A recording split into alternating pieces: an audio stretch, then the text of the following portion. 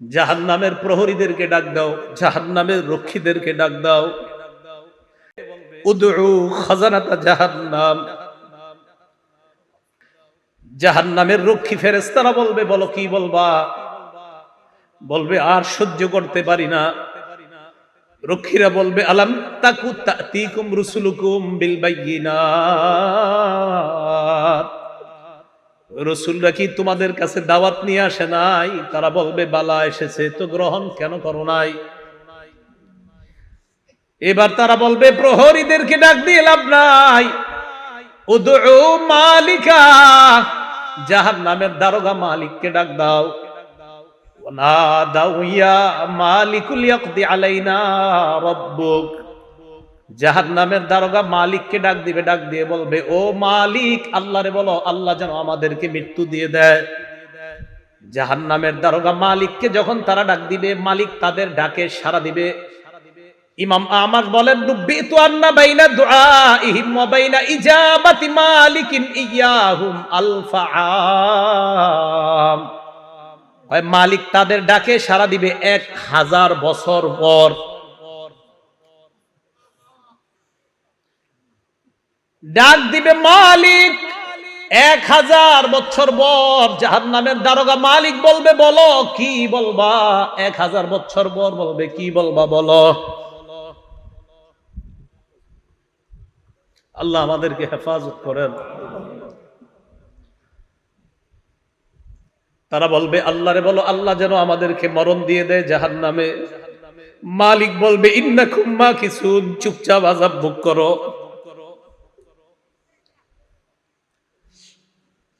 এবার তারা বলবে, জাহান্নামের প্রহরীদেরকে ডাক দিয়ে লাভ হয় নাই, মালিককেও ডাক দিয়ে লাভ হয় নাই। উদউ রাব্বাকুম ইখাফফিফ আন্না ইয়াওমান মিনাল আযাব, রবকে ডাক দাও, রব আমাদের আযাব হালকা করে দিবে।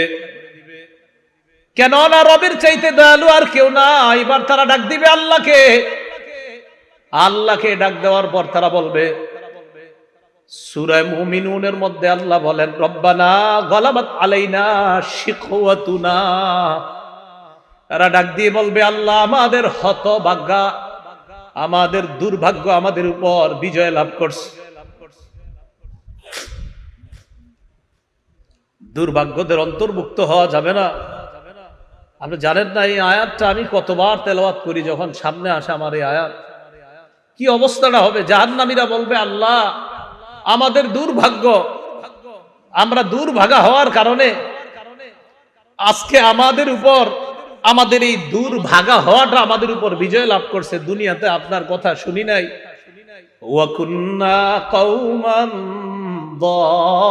দাল্লিন, আল্লাহ আমরা ছিলাম পথভ্রষ্ট সম্প্রদায়। রব্বানা আখরিজনা মিনহা, আল্লাহ আমাদেরকে বের করে দেন না এখান থেকে। ফাইন উদনা ফাইন্না যালিমুন, আল্লাহ একবার বের করে দেখেন, আমরা যদি আর খারাপ কাজ করি, আমরা জালেম, আমরা আর খারাপ কাজ করব না। এই কথা বলার পর আল্লাহ যেই জবাবটা দিবেন, আল্লাহ বলবেন, ইখসাউ ফিহা ওয়ালা তুকাল্লিমুন, আল্লাহ বলবে লাঞ্ছিত অবস্থায় জাহান্নামে থাক, কোনো কথা বলবি না।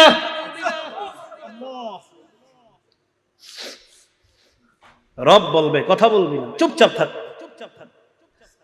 দয়াময় রব বলবে কথা বলবি না, চুপচাপ থাক।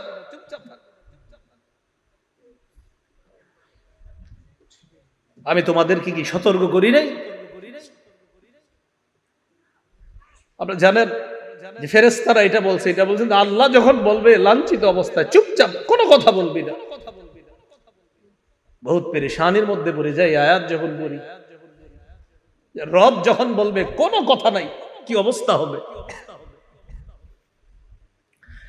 তাই বলছিলাম, দুনিয়া থেকে নিরাপত্তা নামা নিয়ে যাওয়া, নিরাপত্তা নামা যদি নিয়ে না যাইতে পারি, ঠকে গেলাম, হতভাগা হয়ে গেলাম। আল্লাহ সকলকে সৌভাগ্যবানদের কাতারে শামিল হওয়ার তৌফিক দান করেন। তো আল্লাহ বলবে, ইখসাউ ফিহা ওয়ালা তুকাল্লিমুন, কথা বলবা না, থাকো। তো বলছিলাম ওই যে দরিয়ে, এই দরিয়ে নামক খাদ্য দেওয়ার পর এরপরে দেওয়া হবে কাঁটাযুক্ত খাদ্য, গুচ্ছ জাতীয় খাদ্য।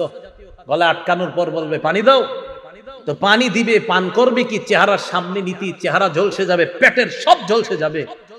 তখন তারা ফেরেশতা ডাক দিবে, জাহান্নামের প্রহরী ডাক দিবে, মালিককে ডাক দিবে, আল্লাহকে ডাক দিবে।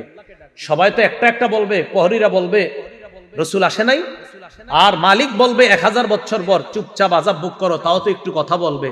আল্লাহ কি বলবে দেখেন, লাঞ্ছিত অবস্থায় থাকো, কোনো কথা নাই, থাকো। রব যদি বলে কথা নাই, তখন তো শেষ। তো বলছিলাম দরিহ লা ইউসমিনু ওয়া লা ইউগনি মিন জু'। কয় দরি নামক খাদ্যটা কেমন জানো? এটা পুষ্টিও যোগায় না, ক্ষুধাও নিবারণ করে না। আচ্ছা, আমরা খাদ্য খাই কেন বলেন তো? হয়তো পুষ্টি বাড়ার জন্য, না হয় যেন ক্ষুধা নিবারণ হয়। আল্লাহ বলে লা ইউসমিনু, দরি নামক খাদ্য পুষ্টিও যোগাবে না, ক্ষুধাও নিবারণ করবে না। কিছু মনে করবেন না, পৃথিবীর একটা খাদ্য আছে যেই খাদ্যটা অ্যাভেলেবল মানুষ খায়, যেটা তার পুষ্টিও যোগায় না, ক্ষুধাও নিবারণ করে না। হুজুর কি এটা? মাশাআল্লাহ, ধূমপান। কি পান? ধূমপান। এটা পুষ্টিও যোগায় না, ক্ষুধাও নিবারণ করে না। বুঝা যায় দুনিয়ার ধূমপান জাহান্নামের দড়ির সাথে অনেকটা মিলে যায়। কি জি? জোরে কর না জি। সবাই শোনায় এখন, শুনতে হবে তো। আপনাদের মুসল্লি যারা আছে এগুলোর দিকে তাকায় বলেন কি ঠিক আছে? দড়ি যেটা পুষ্টিও যোগায় না, ক্ষুধাও নিবারণ করে না। তো আমি কিন্তু বলছি না, আপনারাই বলছেন, আমি কিন্তু প্রথমে বলি নাই ধূমপান, আপনারাই বললেন এই খাদ্যটা কি, এটা পুষ্টিও যোগায় না, ক্ষুধাও নিবারণ করে না। তো আপনারা এবার মিলান এটার সাথে কোনটা মিলে। এরপরেও যদি কেউ ধূমপান করে, কি করা? আল্লাহ হেফাজত করে না। তাহলে দড়ি নামক খাদ্য পুষ্টিও যোগায় না, ক্ষুধাও নিবারণ করে না। তো আমরা দেখছি যে এটার সাথে একটা খাদ্যের মিল আছে। আর আমি মাঝে মাঝে অবাক হই, ধূমপানের প্যাকেটের মধ্যে লেখা থাকে ধূমপান মৃত্যু ঘটায়। লেখা আছে, মনে করেন লেখা আছে মৃত্যু ঘটায়, মানে আমি দেখতাছি লেখা মৃত্যু ঘটায়, এরপরেও টান দিতেছি, মানে কি? আল্লাহ আমাদের সকলকে এই দুনিয়াতে থাকতেই, আমি আপনি সহ আমরা সবাই যেন একদম কবর থেকে নিরাপদ হয়ে যেন আমরা কিয়ামতের মাঠে গিয়ে রহমতের চাদরে ঢেকে যেন আল্লাহ আমাদেরকে পুলসিরাত পার করে দেয়। আমিন। তাহলে এতক্ষণ জানলাম আমরা এমন কিছু চেহারা, যেই চেহারাগুলা নিচে থাকবে, যেই চেহারাগুলার ভয়ঙ্কর অবস্থা হবে, জাহান্নামে যাবে, এরকম এরকম হবে। এবার আল্লাহ কি বলে দেখেন, কিছু চেহারা থাকবে নেয়ামতে পরিপূর্ণ। আলহামদুলিল্লাহ, আল্লাহ আপনি আমাদেরকে ওই চেহারাওয়ালা বানায়া দেন।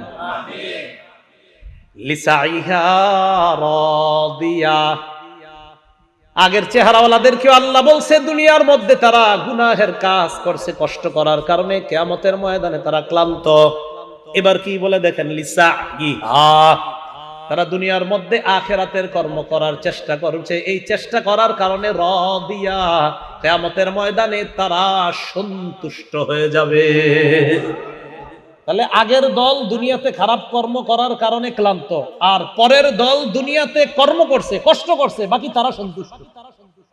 তাহলে আগের দল কিয়ামতে ক্লান্ত, অসন্তুষ্ট, আর পরের দল লিসাইহা, দুনিয়াতে কর্ম করেছে, কষ্ট করেছে, বৃষ্টিতে ছাতা মাথায় দিয়ে পানি এদিকে লেগেছে সেদিকে লেগেছে, মসজিদে কষ্ট করে গিয়েছে।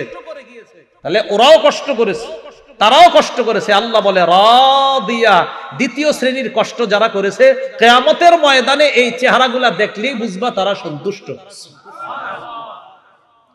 আর কি, ফি জান্নাতিন আলিয়া, তারা থাকবে নিরাপদ জান্নাতে, শান্তির জান্নাতে, চিরস্থায়ী চির সুখের জান্নাতে থাকবে, আলিশান জান্নাতের মধ্যে থাকবে। আচ্ছা, আমি আপনি আমরা যারা এখানে বসা, আমাদের যদি দেখা সাক্ষাৎটা জান্নাতে হয়, মজা কি কম হবে না বেশি? তো আমরা ভালো হয়ে যাই, চলেন সবাই, কি বলেন? ফি জান্নাতিন আলিয়া লা তাসমাউ ফিহা লাগিয়া, জান্নাতের মধ্যে জান্নাতীরা লাগিয়া শুনবে না। লাগিয়া মানে অনর্থক কথা। ইমাম বুখারী ব্যাখ্যা করেছেন 7 মাস জান্নাতের মধ্যে জান্নাতীরা কোনো গালি গালাজ শুনতে পাবে না।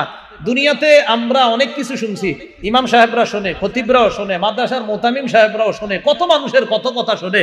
ইনশাআল্লাহ হুজুররা একটু নিশ্চিত থাকেন, একটু কষ্ট করেন, জান্নাতে অন্তত এই গালিগালা শুনতে হবে না। লা তাসমাউ ফিহা লাগিয়া, জান্নাতের মধ্যে অনর্থক কোনো কথা থাকবে না, কোনো অনর্থক কথা শোনা যাবে না। কত সুন্দর কথা হবে জান্নাতে, সে আলোচনা আমি পুরোটা করছি না। সর্বশেষ জান্নাতি যেই মানুষটা, এই মানুষটা আল্লাহরে সর্বশেষ তখন যখন তাকে জান্নাত থেকে বের করবে, এবার আমার আলোচনা আছে, দেখবেন লম্বা আলোচনা আছে সর্বশেষ জান্নাতির নিয়ে। তো ও যখন সর্বশেষ স্টেজে আল্লাহরে বলবে, আল্লাহ ওই যে একটা গাছ দেখা যাইতেছে, এটার কাছে আমারে নিয়ে যান, এরপরে আমি আপনার কাছে আর কিছু চাইবো না। বুখারী তো আছে, মুসলিম শরীফে লম্বা হাদিস। আল্লাহকে তুমি বারবার কইতেছো আর কিছু চাইবা না, তোমারে এক গাছের নিচে যাই, আবার তুমি আরেকটা চাও, আবার আরেকটার নিচে নেই, আবার আরেকটা চাও, এখন এটার নিচে গেল তোমার যদি নিয়ে যাই তুমি কিছু চাইবা না? মাবুদ এটাই শেষ, আর কিছু যাবো না। তো আল্লাহ তারে নিয়ে গেছে কোথায়? জান্নাতের একদম দরজার সামনে একটা গাছ। এই গাছটা এত সুন্দর, এত নিয়ামতে পরিপূর্ণ যে আগে যতগুলা নিয়ামত আল্লাহ তারে পার করছে, ওটার কাছে আগের গুলা কিছুই না। তো সেখানে গেছে, ওয়াদা করছে আর কিছু যাবো না। যাওয়ার পর অপেক্ষা করতেছে, হঠাৎ দেখে তার কানে জান্নাতীদের আওয়াজ আসতেছে। কি আসতেছে? সূরা গশিয়া কি বলছে? জান্নাতে কোনো কি থাকবে না, গালিগালাজ থাকবে না। ওই ব্যক্তি জান্নাতীদের আওয়াজ শোনার পর বললে, এত সুন্দর আওয়াজ কিসের? আল্লাহ আমারে একটু ওই আওয়াজ যারা করতেছে তাদের কাছে নিয়ে যান। তাহলে আওয়াজ কত সুন্দর হবে, কারণ তারে তো আল্লাহ একের পর এক নিয়ামত দিতেছে। তাহলে তার আওয়াজটা কত সুন্দর, নিয়ামতে পরিপূর্ণ আওয়াজ। মানে আমি চিন্তা করি হাদিসে যে জান্নাতীদের আওয়াজটাও কত চমৎকার হবে। ওই ব্যক্তিরা আল্লাহ বলবে, আরে দেখ ঠিক আছে, 10 দুনিয়ার সমপরিমাণ এই যে আওয়াজ, যত সুন্দর ফুলের বাগান, ফলের বাগান, এই জাতীয় 10 দুনিয়ার সমপরিমাণ একটা বাগানের মালিক তোমাকে বানায় দিলাম। এটা আলিশান জান্নাতের বাগান, মানে আলিশান জান্নাত। এই জান্নাত মানে প্রাসাদ, রাজ প্রাসাদের মালিক বানায় দিলাম। তো আল্লাহ বলেন, লা তাসমাউ ফিহা লাগিয়া, যেই চেহারাগুলা সন্তুষ্ট চিত্তে তাদেরকে দেখবা, তারা জান্নাতের মধ্যে কোনো গালিগালাজ শুনবে না। লা তাসমাউ ফিহা লাগিয়া ফিহা আইনুন জারিয়া, সেখানে তাদের জন্য থাকবে প্রবাহমান ঝর্ণা, যেই ঝর্ণা থেকে দুধের নহর প্রবাহিত হবে, মধুর নহর প্রবাহিত হবে। হাদিসের মধ্যে আসছে, রাসূল বলেন, তুফাজ্জারু আনহারুল জান্নাহ মিন তাহতি তিলাল আও মিন তাহতি জিবালিল মিসকি, কয় মেশক আম্বর থেকে জান্নাতের নহরগুলা জান্নাতীদের বালাখানার নিচ দিয়ে প্রবাহিত হবে। কক্সবাজার দেখলে মন চায়নি মাঝে মাঝে, কিন্তু টাকা পয়সা তো কম, মন চায় কিন্তু আপনাদের সবার, কিন্তু যে হুজুর এই জায়গায় গেলে গুনাহ হয়, কেমনে যাবো? এই যান না, দরকার নেই। জান্নাতে যখন যাবেন একবার, আপনি এনে বসবেন, আপনার বিবি আর একটা বৈশা, দুজন আনন্দ উল্লাস করবেন, আর দেখবেন নহর প্রবাহিত হচ্ছে। আমাদের আনন্দ তো সেখানে হবে, এখানে না, ইনশাআল্লাহ। আল্লাহ বলেন, ফিহা আইনুন জারিয়া, প্রবাহমান ঝর্ণা থাকবে। ফিহা সুরুরুম মারফুআ, সেখানে উঁচু উঁচু পালং খাট বিছানো থাকবে, হযরত যেন সেখানে আরাম করতে পারে। কেমন উঁচু? তাফসীরের কিতাবের মধ্যে আসছে যে সেখানে ইযা আরাদা ওয়ালিয়ুল্লাহি আইয়াজলিসা আলা তিলকা সুরুরি তাওয়াদাআত লাহু, আল্লাহর বন্ধুরা, আল্লাহর অলিগণ যখন ওই খাটের মধ্যে উঠতে চাইবে, খাট তো উঁচু, খাট তার জন্য নত হয়ে যাবে, জি হযরত আসেন আমার মধ্যে বসেন।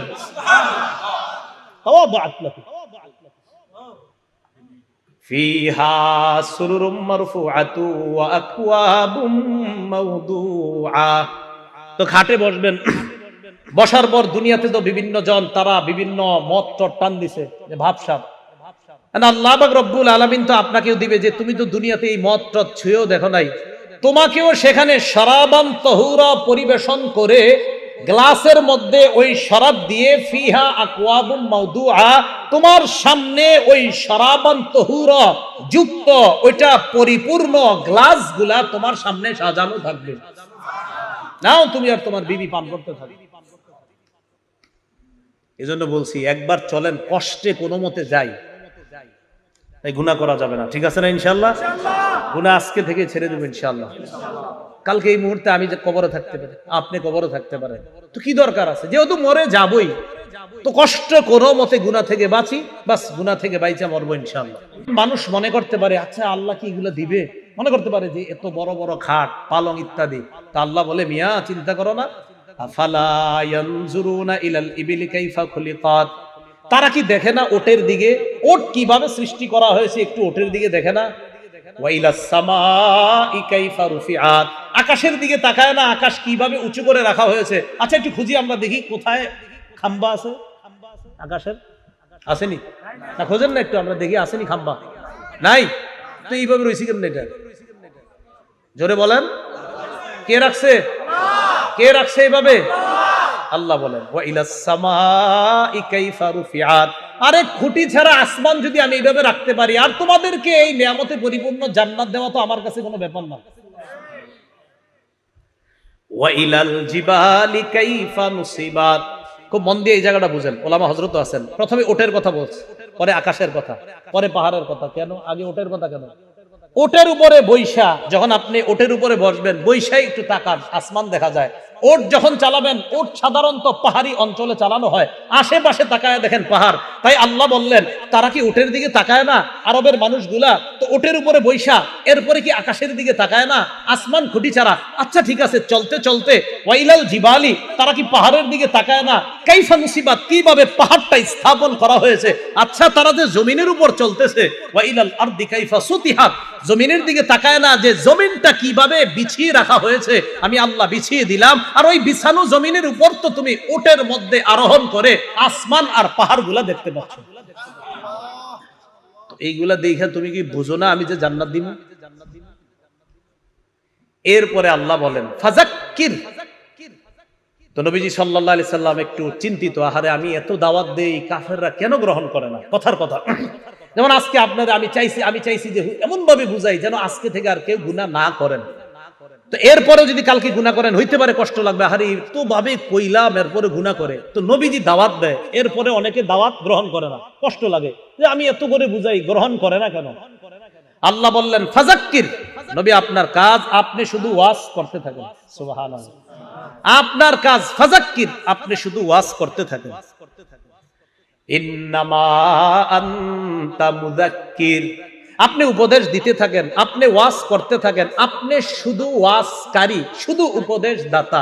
লাস্তা আলাইহিম বিমুসাইতির, আপনি তাদেরকে জোর করে কিছু মানাবেন, আমি এই জন্য আপনারে পাঠাই নাই। আপনার কাজ শুধু বলা, গ্রহণ করবে না না করবে এটা আপনার দায়িত্ব না, আপনি শুধু ওয়াজ করা কাজ। লাস্তা আলাইহিম বিমুসাইতির, আপনি তাদের উপর নিয়ন্ত্রক নন, আপনি তাদের উপর বাধ্য না, তারা গ্রহণ করতেই হবে। আপনার কাজ ওয়াজ করা। বলেন আপনার কাজ কি? তো এখন যদি এই যুগে কেউ বলেন হুজুর এত ওয়াজ করেন কি লাভ, এত ওয়াজ করেন আসেনি, আমাদের কাজ কি শুধু পোষায় দেওয়া? খতিব সাহেবের কাজ কি শুধু? আর দোয়া করা। হ্যাঁ, দোয়া করা যে আল্লাহ কবুল যেন করে, আল্লাহ মানুষগুলা যেন কথাগুলা মানে, আল্লাহ মানুষগুলা যেন কথাগুলা মানে, বাস এতটুকু কাজ। বাকি হেদায়েত সে পাবে না না পাবে এটা আল্লাহ। তো আল্লাহ বলেন ইল্লা মান তাওয়াল্লা ওয়া কাফার, যে ব্যক্তি আপনার দাওয়াত গ্রহণ না করে মুখ ফিরিয়ে নিবে, ওয়া কাফার, আর কুফরি করবে, ফায়ুআযিবুহুল্লাহুল আযাবাল আকবার, আল্লাহ তাকে বড় আযাব দিবে, বড় শাস্তি দিবে।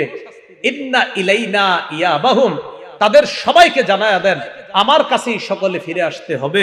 সুম্মা ইন্না আলাইনা হিসাবাহুম, এরপর আমার দায়িত্ব তাদের হিসাব নেওয়া, আমি আল্লাহ তাদের হিসাব নিব। মনে রাখবেন ভাই, রাসূলুল্লাহ সাল্লাল্লাহু আলাইহি ওয়াসাল্লাম বলেন মান হুসিবা উযিবা, হিসাব যদি পুঙ্খানু নিয়ে নেওয়াই হয়, শাস্তি থেকে কেউ রেহাই পাবে না। আল্লাহ আমাদের সকলকে সূরা গাশিয়ার যে কথাগুলা, মূল কথাগুলা, আমাদের আজকের মূল আলোচনা যেটা জানলাম, সূরা গাশিয়ায় আমরা মোটামুটি ভাবে বিস্তারিত ভাবে দুই শ্রেণীর কথা জানলাম। এক শ্রেণী জাহান্নামী, আরেক শ্রেণী জান্নাতি। জাহান্নামীদের চেহারাগুলা বড় ভয়ঙ্কর পরিস্থিতির সম্মুখীন হবে, জান্নাতীদের চেহারাগুলা বড় হাস্যোজ্জ্বল হয়ে যাবে। জাহান্নামীরা দরি নামক ভয়ঙ্কর এক খাদ্যের সম্মুখীন হবে, জান্নাতীরা আলিশান জান্নাতে প্রবেশ করে শরাবান তাহুরা সহ বিভিন্ন নেয়ামতের সম্মুখীন হবে। আল্লাহ আমাদের সকলকে সৌভাগ্যবান তথা জান্নাতীদের অন্তর্ভুক্ত যেন দুনিয়াতে থেকেই নামটা লিখিয়ে যেতে পারি, আল্লাহ তৌফিক দান করেন। সর্বশেষ আমাদের সকলের সাক্ষাৎ যেন আল্লাহ আবার জান্নাতে করিয়ে দেয়। আল্লাহ আমাদের সকলকে কবুল করে নেন। আমিন ওয়া আখিরু দাওয়ানা আনিল হামদুলিল্লাহি রাব্বিল আলামিন। আল্লাহ পাক রব্বুল আলামিন আমাদের সকলকে যেই কথাগুলো বললাম, সঠিক যতগুলা কথা সব আল্লাহর পক্ষ থেকে হয়েছে, ভুল ভ্রান্তি যা হয়েছে আমার পক্ষ থেকে হয়েছে। আল্লাহ আমাদের সকলকে ক্ষমা করে দেন। আসসালামু আলাইকুম ওয়া রাহমাতুল্লাহি ওয়া বারাকাতুহু।